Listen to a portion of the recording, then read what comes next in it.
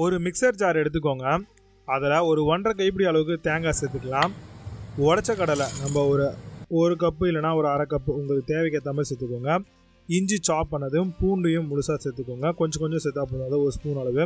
3 பச்சை மிளகா, ஒரு 1/4 ஸ்பூன் அளவுக்கு நம்ம ஜீரகம் ஆட் பண்ணிக்கலாம். கூடவே கொஞ்சோண்டு கொத்தமல்லி ஆட் பண்ணிவிட்டு தேவையான அளவுக்கு தண்ணி ஊற்றிக்கலாங்க. இப்போது உப்பு உங்களுக்கு எவ்வளோ வேணுமோ அதையும் இப்பயே சேர்த்துக்கோங்க. சேர்த்துட்டு இப்போ மிக்சரை மூடி நல்லா பார்த்திங்கன்னா மையாக அரைச்சிக்கலாம். தண்ணி தேவைப்படுதுன்னா கொஞ்சமாக ஊற்றி அரைச்சிக்கோங்க. இப்போ நல்லா ஆல்மோஸ்ட் உங்களுக்கு சட்னி சூப்பராக ரெடியாக இருக்குது. இதை ஒரு பவுலுக்கு மாற்றிக்கோங்க. மாற்றிட்டு தேவையான அளவுக்கு மிக்சர் ஜாரை வாஷ் பண்ணி அந்த தண்ணி அப்படியே ஊற்றிக்கோங்க. இன்னும் கொஞ்சம் வேணுன்ற அளவுக்கு தண்ணி ஊற்றிக்கோங்க. ஊற்றிட்டு நல்லா கலரி விட்டுட்டு இப்போ தாளிப்பு கரண்டி வச்சு அது ஹீட் ஆன உடனே கொஞ்சமாக எண்ணெய் சேர்த்துக்கோங்க. எண்ணெய் சேர்த்ததும் நீங்கள் இதில் கடுகு, கொஞ்சோண்டு ஜீரகம், ஒரு காஞ்ச மிளகா உடச்சி போட்டுக்கோங்க. கூடவே கருவேப்பிலை போட்டுட்டு தாளிப்பு கொஞ்சம் நல்லா பொரிஞ்சு வந்தோடனே நம்ம அதை எடுத்து சட்னியில் ஊற்றி நல்லா கலக்கிட்டு இட்லி, தோசை கூட தாராளமாக சர்வ் பண்ணலாம். ரொம்பவே சூப்பராக இருக்கும்.